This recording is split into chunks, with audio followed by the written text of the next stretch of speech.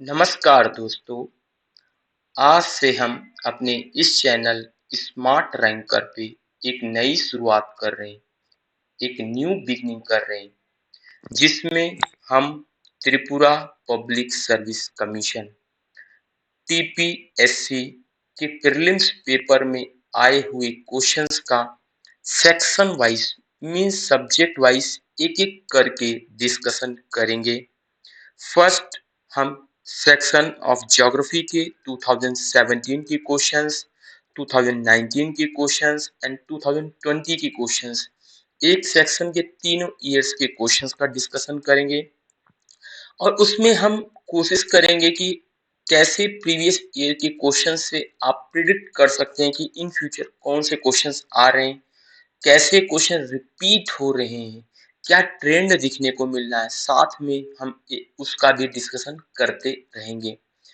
After the completion of the geography portion और section हम move करेंगे अनदर सेक्शन पे, अनदर सब्जेक्ट के सेक्शन पे। तो let's start with the questions.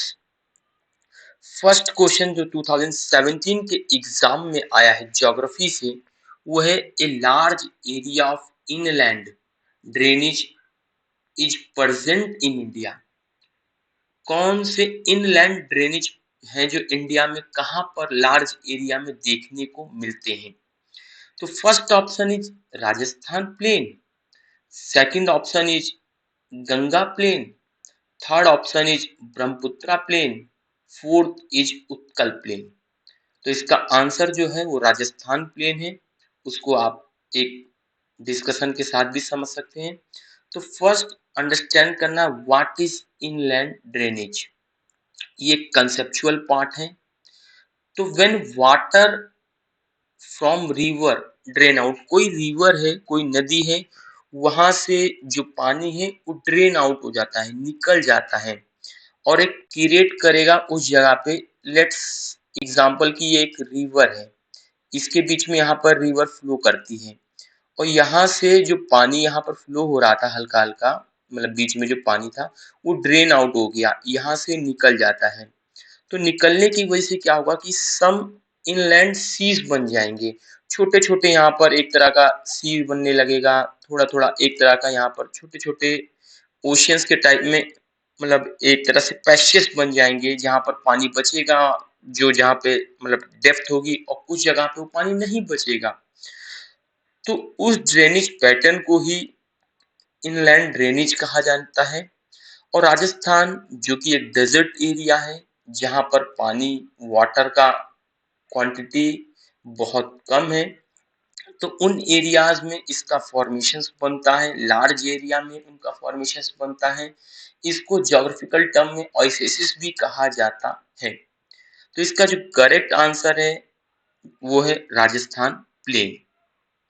Second अब हम मूव करते हैं नेक्स्ट क्वेश्चन पे, जो कि हमारा नेक्स्ट क्वेश्चन है the plain land between two river is known as.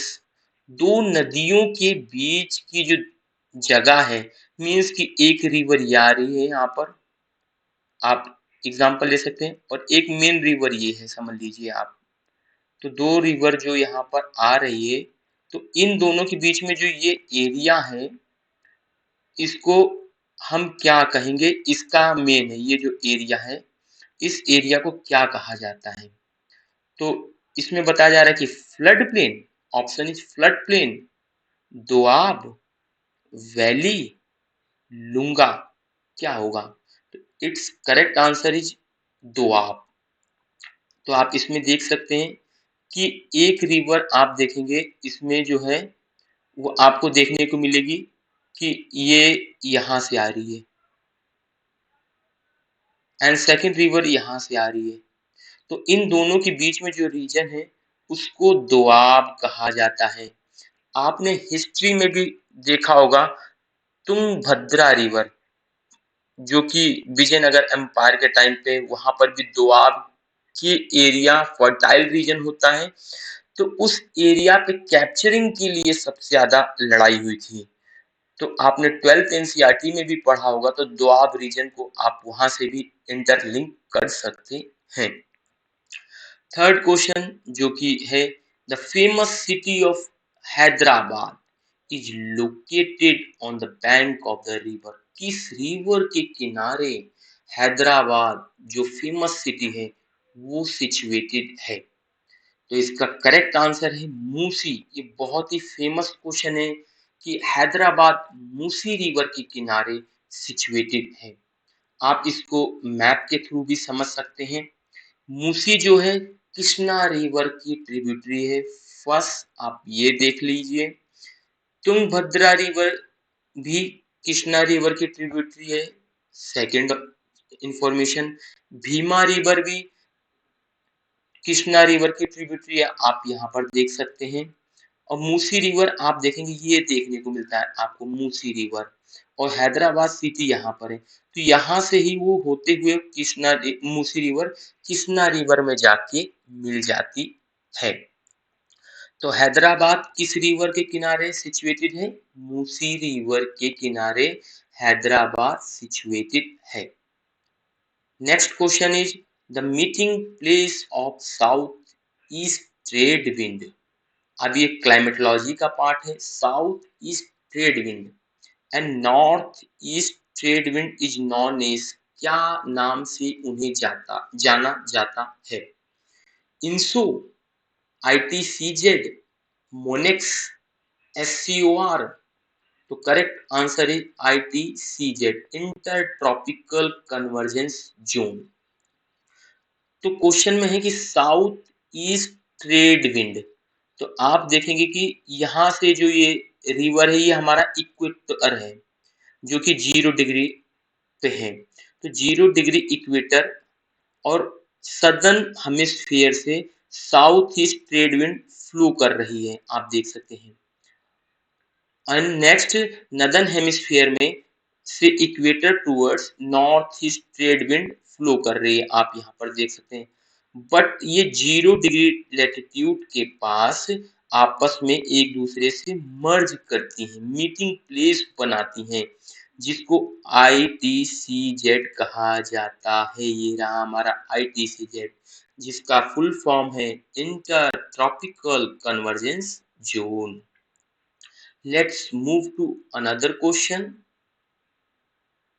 It is a very factual question कि Pong Dam has helped in mitigating flood peak in the downstream reaches of river. Pong dam कहाँ पर help करता है mitigating करने में?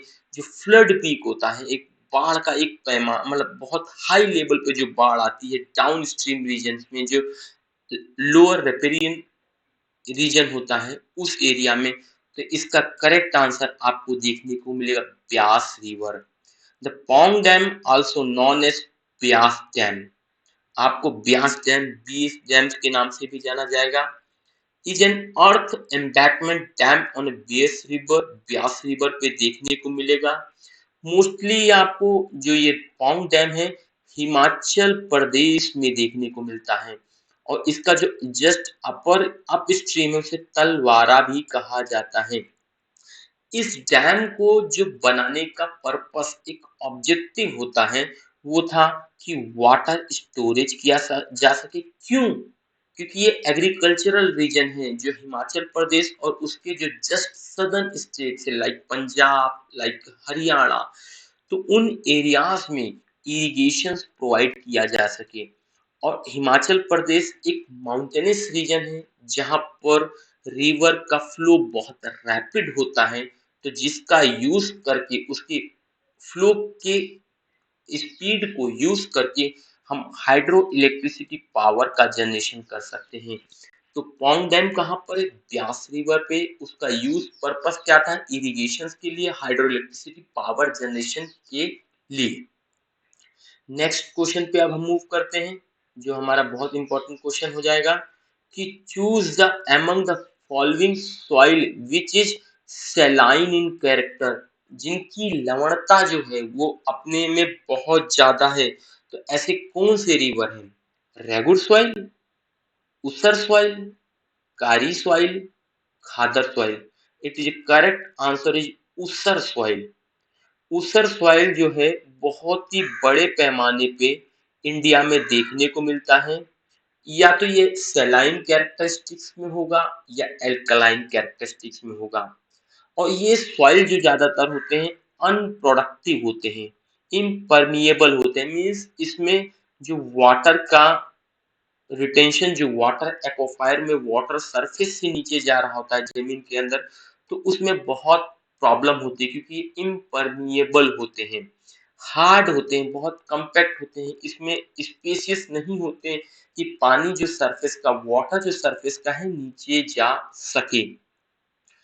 और बहुत ही shortage limit होती है, प्लांट ग्रोथ हो ही नहीं पाता क्योंकि इनका जो यहाँ पे इम्पेरियल रॉक्स होते हैं, वाटर इनफिल्ट्रेशन में प्रॉब्लम होती है, जिसकी वजह से क्या होता है कि जो बहुत सारी वाटर लॉगिंग की प्रॉब्लम देखने को मिलती है इन रीजन्स में, जो कि बहुत ज्यादा सॉइल को भी इम्पैक्ट करता है क्योंकि सॉइल का न्यूट्रिएंट मॉइस्चर जो उसको चाहिए होता है पानी के थ्रू, वो उसको नहीं मिल पाता है।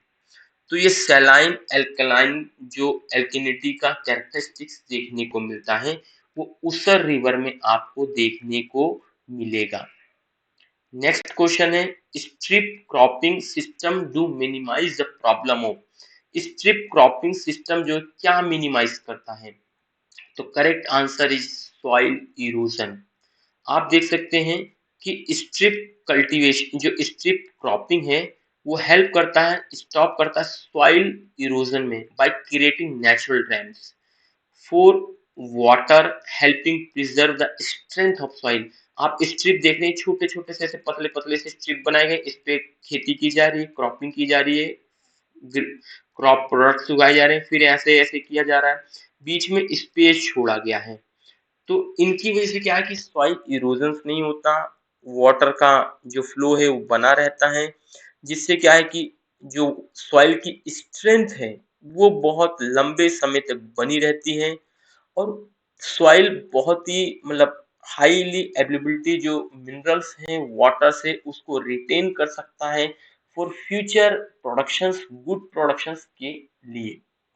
तो correct answer is soil erosion. Next अब हम मूव करते हैं कि which forest do grow along sea coast. Sea coast के साथ साथ कौन से फॉरेस्ट उगते हैं, ये क्वेश्चन हमारा मेजरली पूछता है। तो क्वेश्चन है कि wet evergreen forest, moist deciduous forest, littoral forest, semi evergreen forest. तो correct answer is littoral forest. आप देख सकते हैं कि ये जो रिवर वाला एरिया है, यहाँ पर आप देखेंगे ये पूरा रिवर सी वाला रीजन है जहाँ पर मैंग्रोव फॉरेस्ट भी पाए जाते हैं। तो यहाँ पर ये जो फॉरेस्ट हैं एकदम अलोंग द सी कोस्ट देखने को मिलते हैं, इन्हें लिटोरल फॉरेस्ट भी कहा जाता है। ये सैलाइन जो वाटर है उसकी एडेप्टेबिलिटी में भी अपने रूट्स को फ्लो मतलब बड़ा करते हैं और अच्छे से वहाँ पे अडॉप्ट करते हैं। तो ये ज्यादातर मैंग्रोव फॉरेस्ट, मैंग्रोव वेजिटेशन यहाँ पर देखने को मिलेगी, लिटोरल फॉरेस्ट इन्हें कहा जाता है। तो correct answer is littoral forest. Next question है कि the tribe of Garo, Khasi and Jaintia belong to race, किस रेस को से ये बिलोंग करते हैं? गारो, खासी, जैंतिया, तीन हिल्स आपको देखने को मिलेगी मेघालय स्टेट में। तो ये किन रेस से बिलोंग करते हैं? First is Mongoloid, second is Negroid, third is Mediterranean, fourth is Proto Australoid.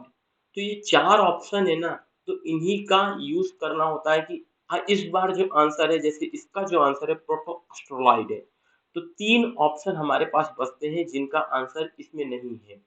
तो इन तीनों पे जो प्रीवियस ईयर्स का क्वेश्चंस का यूज है, इन तीनों पे वर्क करना कि इन तीनों में कौन कौन से लोग आते हैं, कहाँ पर ये ज्यादातर मेजरली कौन कौन सी मतलब ट्राइब्स हैं, कौन कौन से हिल एरियाज में मिलते हैं।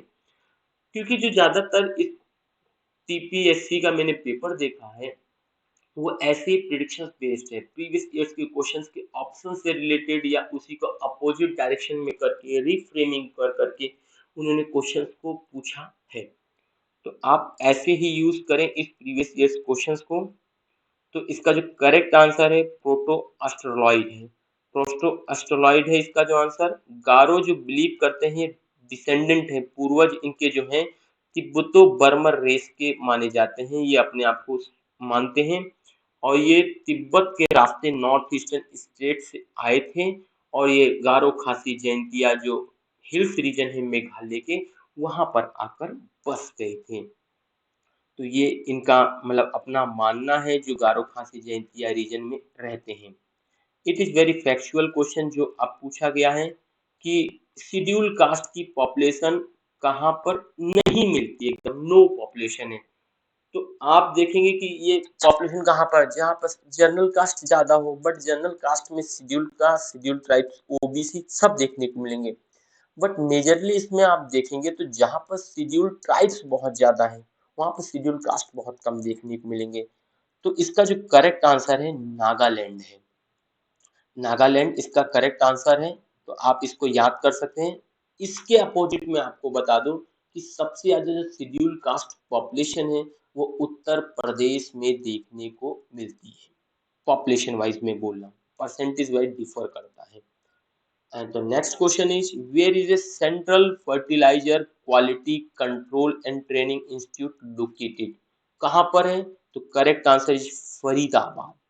फरीदाबाद में न्यू इंडस्ट्रियल टाउन है जो हरियाणा का, जहां पर आपको central fertiliser quality control training institute देखने को मिलेगा। It is very factual question, तो ये आप इसको रट्टा ही लगा सकते हैं, इसका कोई अल्टरनेटिव, इसका कोई कंसेप्ट बेस्ड क्वेश्चन नहीं है जो नेक्स्ट फ्यूचर प्रीलिम्स एग्जाम में प्रिडिक्ट किया जा सके त्रिपुरा पब्लिक सर्विस कमीशन के लिए। Next question is the Kashmir valley fall under the agriculture region. किस एग्रीकल्चर रीजन के अंडर फॉल करती है कश्मीर वैली? तो कश्मीर वैली का हमने नाम सुना होगा कि कश्मीरी सेब, अखरोट खाने के लिए, पेनिट्स खाने के लिए और सैफरन की खेती होती है कश्मीर में। तो आप देखेंगे सेब, सैफरन, आप देखेंगे बादाम, किशमिश, बादाम, काजू, पीनट्स, इन सब तो ज्यादातर फ्रूट हैं, वेजिटेबल्स से रिलेटेड है, फ्रूट वेजिटेबल्स आपको देखने को मिलेंगे। बट वहां पे आपको मेज, क्रॉस क्रॉप जो है, मिलेट, ऑयल सीड, ये सब तो नहीं देखने को मिलते। शुगर, शुगर केन, व्हीट, ये नहीं देखने को मिलेगा। तो इसका जो करेक्ट आंसर है ना, वो है फ्रूट एंड वेजिटेबल रीजन्स। इससे ही रिलेटेड अनदर क्वेश्चन है जो कि क्रॉपिंग पैटर्न से रिलेटेड है, क्रॉप्ड एरिया से रिलेटेड है। तो क्वेश्चन है the ratio of gross cropped area to net sown area. आपने 12th की एनसीईआरटी को पढ़ा होगा, तो उसमें ये क्वेश्चन जो है, जो इंडियन एग्रीकल्चर वाला इकोनॉमिक वाला बुक है, उसमें आपको देखने को मिल जाएगा। तो इसका जो रेशियो है, जो अनुपात है ग्रॉस क्रॉप्ड एरिया जीसीए के बीच में और एनएसए के बीच में, उसका जो आंसर है इंटेंसिटी ऑफ क्रॉप। जो क्रॉप इंटेंसिटी है, gross cropped area divided by net sown area multiplied by 100, इसका ये आंसर है। तो जब भी रेशियो पूछा जाए ग्रॉस क्रॉप्ड एरिया का नेट सोन एरिया से, तो उसे क्रॉप इंटेंसिटी कहा जाता है। What is crop intensity? First question raise in mind of the aspirant कि what is crop intensity. Crop intensity means कि जैसे ही एक पर्टिकुलर एरिया में कितने, जैसे हम डेंसिटी की बात करते हैं कि एक पर्टिकुलर एरिया में कितने लोग रहते हैं, तो उसी तरीके से एक पर्टिकुलर फील्ड में क्या इंटेंसिटी है क्रॉप के प्रोडक्शन की, कितने जल्दी जल्दी से प्रोडक्शन किया जाता है, कितनी मतलब फील्ड पे प्रोडक्शन किया जाता है, उससे रिलेटेड क्रॉप इंटेंसिटी को कहा जाता है। अनदर क्वेश्चन है कि which isohyte to mark the boundary between wheat growing area and rice growing area। Isohyet की जो एक टेम्परेचर का जो मतलब आइसोहाइट है कि जो एक रेनफॉल का डिस्ट्रीब्यूशन होता है, जो equal distribution of rainfall reason होते हैं, उसे आइसोहाइट्स कहा जाता है। तो 100 सेंटीमीटर्स को एक टारगेट रखा गया है, जिसमें कहा जाता है कि जो यदि 100 से कम है तो वीट के लिए मतलब बेनिफिशियल है क्लाइमेट और रेनफॉल, और 100 से ज्यादा है तो राइस के लिए है। तो 100 को एक मार्क किया गया है, बाउंड्री बनाई गई है जो व्हीट ग्रोइंग को और राइस ग्रोइंग को अलग अलग करता है। Another question is कि choose among the following ores which is used for extracting aluminium. Aluminium को बनाने के लिए कौन सी ओर्स का यूज किया जाता है? तो राइट आंसर इज बॉक्साइट। तो बॉक्साइट इसका तो राइट आंसर है जो कि एल्यूमिनियम को बनाने के लिए कहता है। बट वन क्वेश्चन इज और इम्पोर्टेंट है कि बॉक्साइट किस स्टेट में सबसे ज्यादा मिलता है? तो बॉक्साइट सबसे ज्यादा जो आपको देखने को मिलता है उड़ीसा स्टेट में देखने को मिलता है। And one more important question जो कि आपको एनसीईआरटी में ही देखने को मिलेगा, मध्य प्रदेश में एक जगह है बालाघाट, जो कि आपको मांडला वाला रीजन है, अमरकंटक प्लेटू वाला जो रीजन है वहां पर देखने को मिलेगा। तो बॉक्साइट माइन के लिए बालाघाट जो माइन है, बॉक्साइट जो ओर्स है उसके लिए बालाघाट माइंस बहुत फेमस है। Another question, in which state of India is the Kiriburu iron mine located? Kiriburu जो आयरन माइन है वो कहाँ पर लोकेटेड है? ये क्वेश्चन पूछा गया है क्वेश्चंस में। तो right answer is Jharkhand.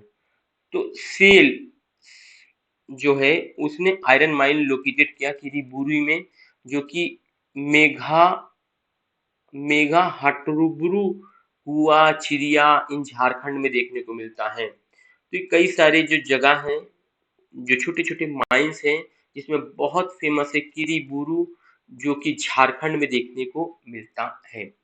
Orissa में आप देखेंगे तो बोलानी है, बरसुआ है, तलडी है, कल्टा है। तो इनको भी आप देख सकते हैं जो कि सेल की आयरन और माइंस हैं। बट किरीबुरू जो है वो आपको झारखंड में देखने को मिलेगा।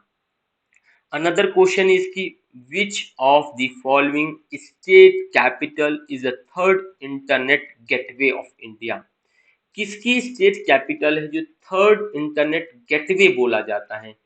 तो आप एज ए लेमैन भी आप देखेंगे तो जो त्रिपुरा पब्लिक सर्विस कमीशन का है, तो लगभग कुछ क्वेश्चंस आप प्रेडिक्ट कर सकते हैं कि त्रिपुरा से रिलेटेड भी पूछेगा।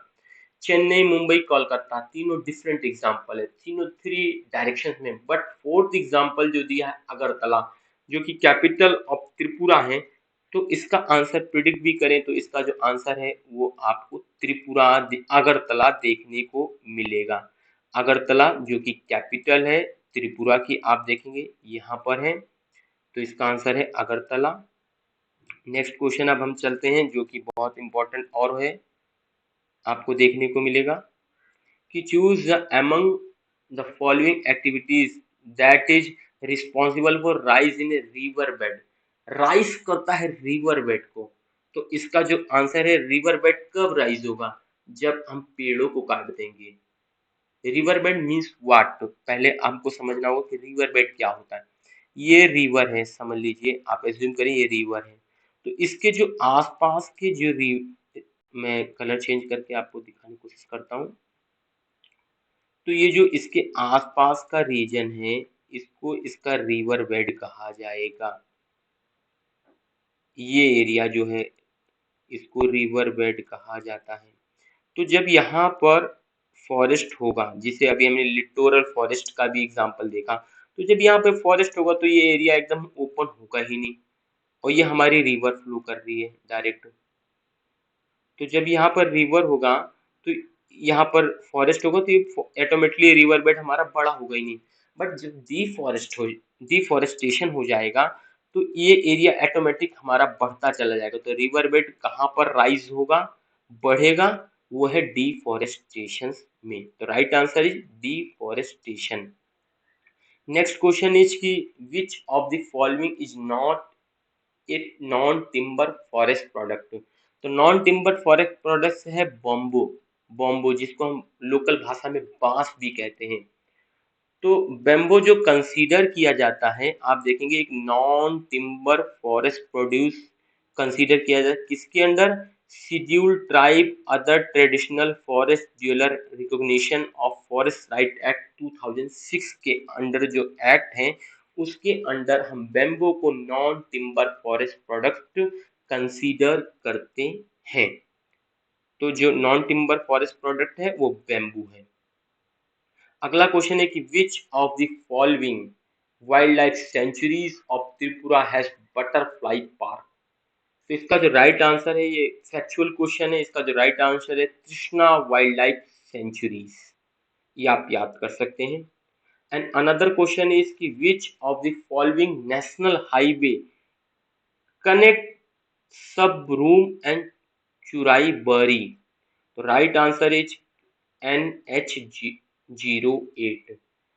तो सब रूम को एंड चुराई बारी को जो कनेक्ट करता है नेशनल हाईवे, जो कि त्रिपुरा में आपको देखने को मिलेगा, वो है NH08। तो thank you for listening and watching. Please do like, comment and share amongst friends, and to subscribe and press bell icon for further notifications, जो कि आपको डे बाय डे पे इस चैनल पे देखने को मिलेगा। तो आप लोग जरूर इसको सब्सक्राइब करें, बेल आइकन को दबाएं, लाइक कमेंट करें, अपना फीडबैक दें और शेयर करें amongst friends. Thank you for listening and watching.